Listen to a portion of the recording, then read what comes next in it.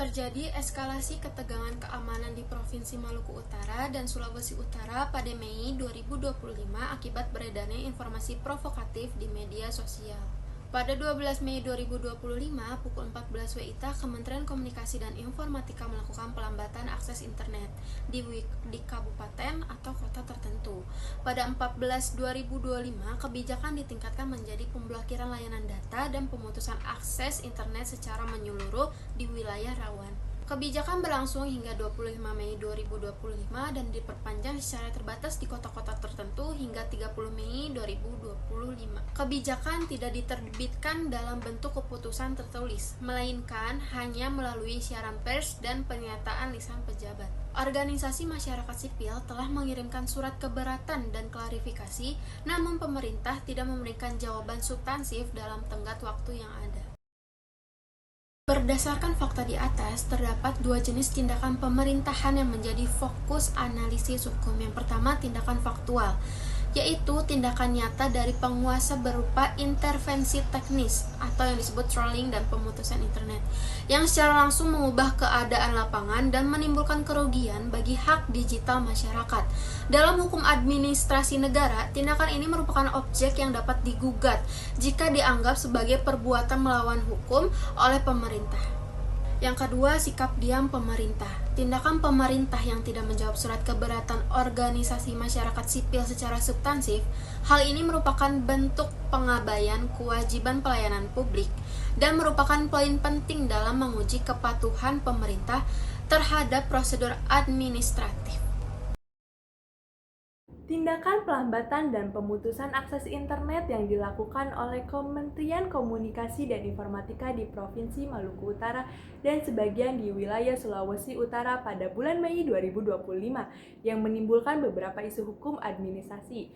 Yang pertama yaitu ada apakah tindakan tersebut memiliki dasar hukum yang jelas dan sah sesuai peraturan perundang-undangan yang berlaku. Mengingat kebijakan ini tidak dituangkan dalam bentuk keputusan tertulis yang dapat diakses oleh publik. Yang kedua yaitu apakah tindakan tersebut telah memenuhi prinsip kelola pemerintahan yang baik termasuk aspek transparansi, akuntabilitas, profesionalitas, dan tidak menimbulkan kerugian yang berlebihan bagi kepentingan publik. Yang ketiga selanjutnya, apakah pembatasan akses internet secara menyeluruh sudah mempertimbangkan hak masyarakat untuk memperoleh dan menyampaikan informasi, serta dampak terhadap aktivitas jurnalistik, layanan publik yang berbasis daring, dan kegiatan ekonomi digital. Tindakan pelambatan hingga pemutusan akses internet tersebut dapat dikategorikan sebagai tindakan pemerintah yang bisa diuji di Pengadilan Tata Usaha Negara karena dilakukan langsung oleh pejabat pemerintah melalui Kementerian Komunikasi dan Informatika. Hal ini terlihat dari adanya kebijakan pelambatan akses internet pada tanggal 12 Mei 2025 pukul jam 2 WIT di beberapa kabupaten atau kota yang kemudian ditingkatkan pada 14 Mei 2025 menjadi pemblokiran layanan data serta pemutusan akses internet secara menyeluruh di wilayah tertentu. Kebijakan ini juga memiliki batas waktu dan cakupan wilayah yang jelas, yakni berlaku hingga 25 Mei 2025 dan diperpanjang secara terbatas sampai 30 Mei 2025. Di beberapa kota, dampaknya pun nyata bagi masyarakat karena mengganggu aktivitas jurnalistik, pelayanan publik yang berbasis daring, kegiatan ekonomi digital, serta hak masyarakat dalam memperoleh dan menyampaikan informasi. Walaupun kebijakan itu tidak dituangkan dalam keputusan tertulis yang bisa diakses oleh publik dan hanya diumumkan melalui siaran pers, faktanya tetap menunjukkan adanya tindakan konkret pemerintah yang benar-benar dilaksanakan dan menimbulkan akibat langsung, sehingga secara hukum dapat dipandang sebagai objek yang dapat diuji di Pengadilan Tata Usaha Negara. Yang pertama, Undang-Undang Dasar 1945 Ayat 28F yang menjamin hak setiap orang untuk menyampaikan informasi, berkomunikasi, dan menyimpan melalui saluran. Yang kedua, Pasal 40 Ayat 2B tentang Undang-Undang ITE, yang dimana memberi wewenang pemerintah memutus akses hanya terhadap informasi elektronik yang melanggar hukum, seperti hoax atau provokatif. Pasal 1 ayat 8 dan pasal 24 tentang administrasi pemerintah, yang dimana direksi pemerintah untuk proporsional, tertulis, dan sesuai OPB untuk kepentingan umum dan tidak menimbulkan konflik yang berkepentingan. Yang pertama, bertentangan dengan pasal 28F Undang-Undang Dasar 1945, sebab pemutusan total membatasi hak konstitusional atas informasi secara massal, bukan hanya konten yang bermasalah. Pasal ini menjamin akses informasi sebagai hak asasi yang hanya boleh dibatasi secara proporsional untuk kepentingan umum ataupun keamanan, dan tidak boleh menyeluruh hingga mengganggu jurnalisme, pelayanan publik dan daring, dan ekonomi digital.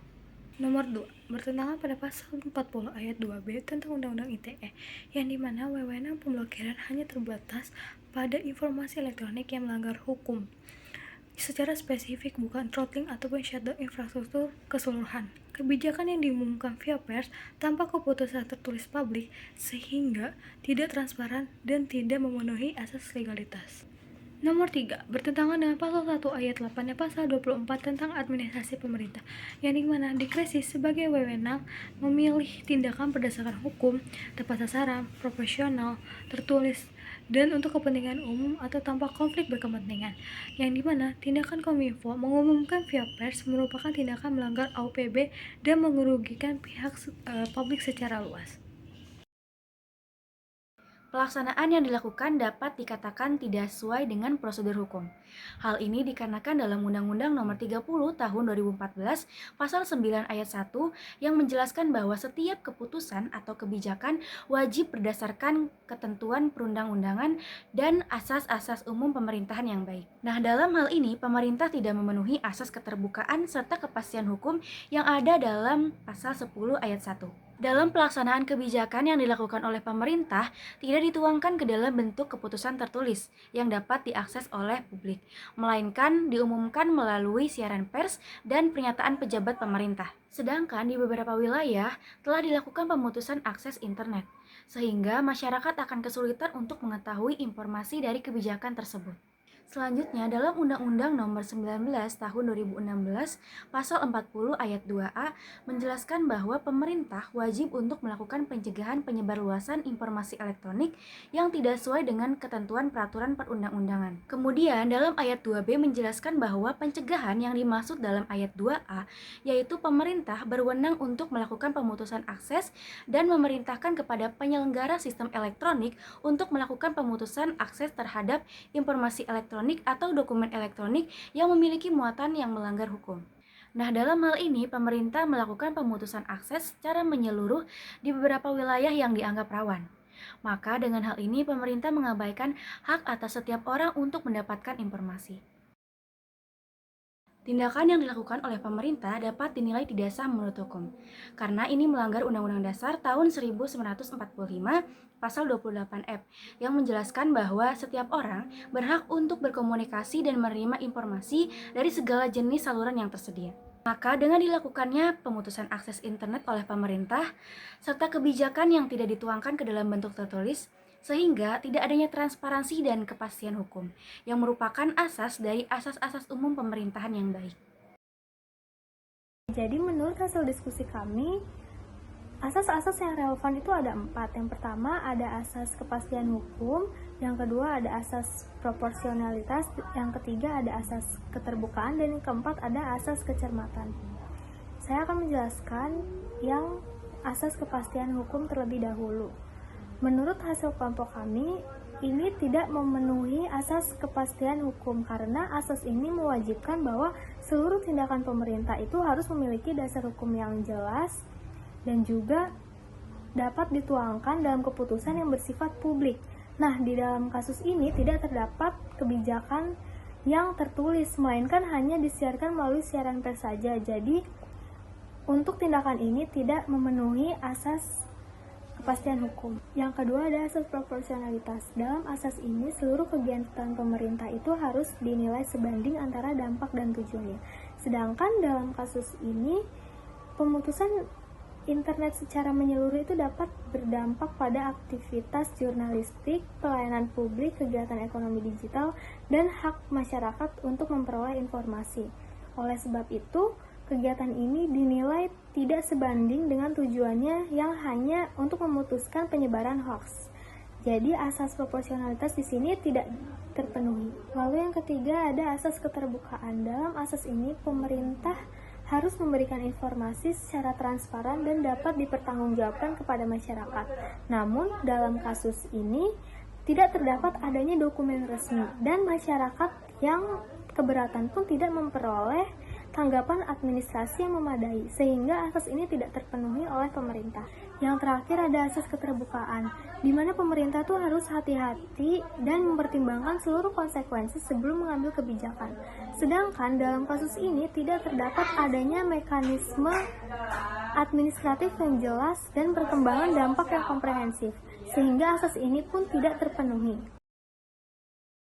Cara pembelanya adalah pemerintah dapat mengatakan bahwa pemblokiran internet dilakukan karena situasi sedang panas dan berbahaya.